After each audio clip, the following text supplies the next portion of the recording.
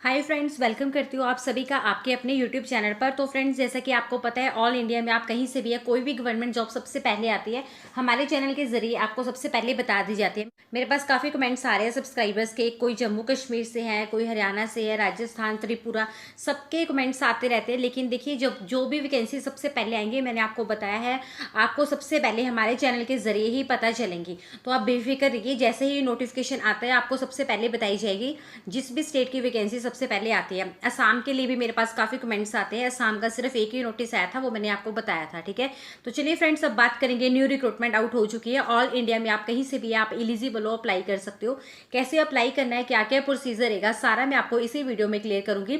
उससे पहले अगर आप चैनल पर पहली बार विजिट कर रहे हैं, सब्सक्राइब करना इस चैनल को, साथ में बेल बटन को जरूर प्रेस करना। इससे आपको फ्री में नोटिफिकेशन आते रहेंगे जब भी मैं कोई नई जानकारी डालूंगी। चलिए फ्रेंड्स, अब बात कर लेते हैं रिक्रूटमेंट की। सबसे पहले बात कर लेते हैं इंपॉर्टेंट डेट्स की, और कौन कौन अप्लाई कर पाएगा वो भी मैं आपको सारा यहीं पे क्लियर करूंगी। और किसी भी गवर्नमेंट जॉब की तैयारी के लिए बेस्ट स्टडी मटेरियल आपको इस वीडियो के डिस्क्रिप्शन में मिल जाएगा, आप उसको डाउनलोड कर सकते हैं। बहुत ही ज़्यादा वैल्यूएबल बुक्स है। अभी एफसीआई का एग्जाम हुआ है, काफ़ी क्वेश्चन उसी में से आए हुए, आप उसको टैली करके भी देख सकते हो। लास्ट डेट अप्लाई करने के लिए है 4 जुलाई 2019 तक आपने अप्लाई कर लेना है। और एप्लीकेशन फीस के लिए यहाँ पे 4 दिन और दे दिए गए हैं, यानी कि वैसे 4 जुलाई 2019 तक अप्लाई कर पाएंगे, और एप्लीकेशन फीस के लिए 8 जुलाई 2019 लास्ट डेट रखी गई है। और एज लिमिट यहाँ पे देखिए, अगर आपकी एज मिनिमम 17 साल है, मैक्सिमम 42 है, आप एलिजिबल हो, अप्लाई कर सकते हो। प्लस तब भी आपको एज रिलैक्सेशन यहाँ पे अलग से दिया गया है, वो भी बताती हूँ किस तरह से। पे स्केल यहाँ पे देखिए 35,400 से लेकर 1,12,400 आपकी यहाँ पे सैलरी होगी। वैकेंसीज की बात करें तो टोटल जो वैकेंसीज यहाँ पे आउट हुई है, 1624 वैकेंसीज आउट हुई है। उसमें भी इन्होंने 3 से 4 कैटेगरी में डिवाइड कर रखा है। वो किस तरह से, वो भी मैं आपको क्लियर करूंगी। सबसे पहले देखिए, 617 पोस्ट जो है वो है जूनियर इंजीनियर सिविल के लिए। इसमें इन्होंने कैटेगरी वाइज डिवाइड कर रखा है, इसको आप रीड कर लेना। इसके लिए टोटल वैकेंसीज है 617। और फर्स्ट जो वैकेंसी यानी कि जूनियर इंजीनियर सिविल की हम बात कर रहे हैं अभी, जिसके लिए यहाँ पे अगर आपने 3 साल का डिप्लोमा किया हुआ है सिविल में, यानी कि अगर आपने सिविल इंजीनियरिंग की हुई है, आप अप्लाई कर सकते हो। या अगर आपने सिविल इंजीनियरिंग डिप्लोमा नहीं किया है 3 साल का, अगर आपने बीटेक की हुई है सिविल इंजीनियरिंग में, तब भी आप इस पोस्ट के लिए एलिजिबल हो, अप्लाई कर सकते हो। और साथ में एक कंडीशन और है, अगर आपने 10th या अपने 12th क्लास, ठीक है, वो आपने हिंदी या संस्कृत में किसी भी एक सब्जेक्ट के साथ पास आउट की है, चाहे 10th हो चाहे 12th हो, दोनों में किसी भी एक सब्जेक्ट के साथ पास आउट की है, आप एलिजिबल हो, अप्लाई कर सकते हो। एज लिमिट मैंने आपको बता ही दी है, सैलरी भी बता दी है। नेक्स्ट जो पोस्ट है देखिए, 35 पोस्ट है जूनियर इंजीनियर मैकेनिकल के लिए है। कैटेगरी वाइज आप रीड कर लेना, मतलब जनरल के लिए कितनी है, ओबीसी के लिए कितनी है, ये आप खुद देख लेना। ठीक है, ग्रैंड टोटल जो है वो 35 है। इसके लिए इन्होंने 3 साल का डिप्लोमा मांगा हुआ है मैकेनिकल में, यानी कि अगर आपने मैकेनिकल इंजीनियरिंग की है आप अप्लाई कर सकते हो। या अगर आपने बीटेक की हुई है मैकेनिकल इंजीनियरिंग में, या बैचलर इन इंजीनियरिंग अगर आपने मैकेनिकल इंजीनियरिंग मतलब की हुई है, आप एलिजिबल हो, अप्लाई कर सकते हो। इसके लिए भी सेम कंडीशन है, 10th या 12th में अगर आपने हिंदी या संस्कृत के साथ अगर आपने पास आउट किया है। सैलरी एज लिमिट इसके लिए भी सेम है। अगली जो पोस्ट है 34 पोस्ट है जूनियर इंजीनियर इलेक्ट्रिकल के लिए। इसको भी आप कैटेगरी वाइज रीड कर लेना। इसके लिए अगर आपने 3 साल का डिप्लोमा किया हुआ है इलेक्ट्रिकल इंजीनियरिंग में, तब आप एलिजिबल हो, अप्लाई कर सकते हो। या अगर आपने बीटेक की हुई है इलेक्ट्रिकल इंजीनियर में, या बैचलर इंजीनियरिंग की हुई है, तो आप इस पोस्ट के लिए एलिजिबल होंगे, अप्लाई कर सकते हो। सेम यहाँ पे एलिजिबिलिटी है, यानी कि यहाँ पे 10th 12th अगर आपकी हिंदी या संस्कृत में किसी एक सब्जेक्ट के साथ पास आउट है, आप एलिजिबल होंगे, अप्लाई कर सकते हो। एज लिमिट और सैलरी हर पोस्ट के लिए यहाँ पे सेम बताई गई है।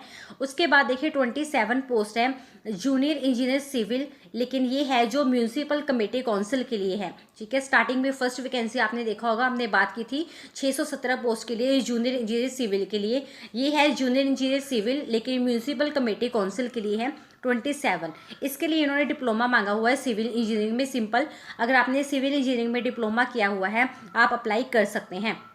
नेक्स्ट जो पोस्ट है 53 पोस्ट है जूनियर इंजीनियर सिविल, इसके लिए भी ये सेम पोस्ट के लिए है, लेकिन ये म्यूनिसिपल कॉरपोरेशन के लिए आउट हुई है 53 पोस्ट। ठीक है, 53 पोस्ट है। इसके लिए इन्होंने डिप्लोमा मांगा हुआ है सिविल इंजीनियरिंग में। अगर आपने किया है आप अप्लाई कर सकते हो। लेकिन जो ये वाली पोस्ट के लिए जो आपकी सैलरी है वो 7th पे लेवल के हिसाब से रहेगी, यानी कि 34,800। और बाकी सारी पोस्ट के लिए मिनिमम 17 एज बताई गई है, इसके लिए मिनिमम 18 बताई गई है। उसके बाद जूनियर इंजीनियर इलेक्ट्रिकल में 9 वैकेंसीज़ है, ग्रैंड टोटल 9 देखिए मेंशन कर रखा है। अगर आपने इलेक्ट्रिकल इंजीनियरिंग में डिप्लोमा किया है आप अप्लाई कर सकते हैं। उसके बाद से 6 पोस्ट है जूनियर इंजीनियर मैकेनिकल में। अगर आपने मैकेनिकल में डिप्लोमा किया हुआ है आप इस पोस्ट के लिए एलिजिबल हो, अप्लाई कर सकते हो। नेक्स्ट देखिए 5 पोस्ट आउट हुई है हॉर्टिकल्चर जूनियर इंजीनियर के लिए। इसमें अगर आपने बीएससी एग्रीकल्चर में विद हॉर्टिकल्चर में की हुई है आप अप्लाई कर पाओगे, ठीक है। इसके लिए भी 7th पे कमीशन के अकॉर्डिंगली सैलरी होगी 34,800, मतलब आपकी यहाँ पे सैलरी बताई गई है। उसके बाद 2 पोस्ट जूनियर इंजीनियर इलेक्ट्रिकल में आउट हुई है, जिसके लिए इन्होंने सेम एलिजिबिलिटी मांगी गई है जो इन्होंने पहले भी बताया, 3 साल का डिप्लोमा इलेक्ट्रिकल इंजीनियरिंग में या बीटेक अगर आपने इलेक्ट्रिकल इंजीनियरिंग में की है आप इस पोस्ट के लिए एलिजिबल हो, अप्लाई कर सकते हो, ठीक है। सारा जो ग्रैंड टोटल करके बनेगा ये 1624 वैकेंसीज बनेगी, ठीक है। नेक्स्ट जो पोस्ट है देखिए जूनियर इंजीनियर सिविल के लिए है। इसके लिए जो वैकेंसी है देखिए कुरुक्षेत्र डेवलपमेंट बोर्ड कुरुक्षेत्र हरियाणा के लिए ये वैकेंसी है। वैसे सारी वैकेंसीज हरियाणा के लिए, लेकिन इन्होंने डिवाइड कर रखा है जिस तरह से देखिए हाउसिंग बोर्ड हरियाणा के लिए है 33 पोस्ट सिविल में, जूनियर इंजीनियर 33 पोस्ट है, ठीक है। इस पूरे नोटिफिकेशन को पहले आपने अच्छे से रीड करना है। अगर आप एलिजिबल है ज़रूर अप्लाई करना है इस पोस्ट के लिए। अब हम बात करेंगे अप्लाई कैसे करना है और एप्लीकेशन की फ़ीस यहाँ पे क्या क्या बताई गई है। इसके अलावा भी और काफ़ी सारी वैकेंसीज है, आप उसको चेक कर सकते हैं। और देखिए यहाँ पे अपर एज लिमिट के लिए एज रिलैक्सेशन दिया गया है 5 साल का SC ST के लिए। और यहाँ पे ध्यान रखिएगा जो एज रिलैक्सेशन है वो सिर्फ हरियाणा स्टेट डोमिसाइल को दिया जाएगा, मतलब आप अप्लाई कर सकते हैं ऑल इंडिया में कहीं से भी है। लेकिन सपोज दैट आप किसी और स्टेट से है, मान लो आप हिमाचल से हो, ठीक है, लेकिन आप आते हो SC या ST में, यहाँ पे एज रिलैक्सेशन आपको नहीं दिया जाएगा, मतलब आपको यहाँ पे जनरल में काउंट किया जाएगा, ठीक है। इसकी बात करेंगे मेल एंड फीमेल के लिए, चाहे आप किसी भी स्टेट के रहने वाले हैं हरियाणा को छोड़कर, ठीक है, हरियाणा के अलावा किसी भी स्टेट के आप रहने वाले हैं, मेल फीमेल दोनों के लिए 150 रुपीज़ एप्लीकेशन की फ़ीस है, यानी कि 150 रुपीज़। लेकिन PWD कैंडिडेट्स या एक्स सर्विसमैन जो अप्लाई कर रहे हैं अगर हरियाणा के हैं उनके लिए कोई भी एप्लीकेशन की फ़ीस यहाँ पे नहीं बताई गई है। और फीमेल देखिए हरियाणा रेजिडेंट के है जो जनरल में, उनके लिए 75 रुपीज़ एप्लीकेशन की फ़ीस बताई गई है। SC BC EWS कैंडिडेट्स जो कि हरियाणा स्टेट के हैं उनके लिए मेल के लिए 35 एंड फीमेल के लिए 18 रुपीज़। ये देखिए ऑफिशियल वेबसाइट है hssc.gov.in पे जाके आपने अप्लाई कर लेना है। इंपॉर्टेंट डेट्स मैंने आपको बता ही दी है, 20 जून 2019 से लेकर 4 जुलाई 2019 तक आप इजीली अप्लाई कर सकते हैं। वीडियो को लाइक शेयर ज़रूर कीजिएगा। थैंक्स।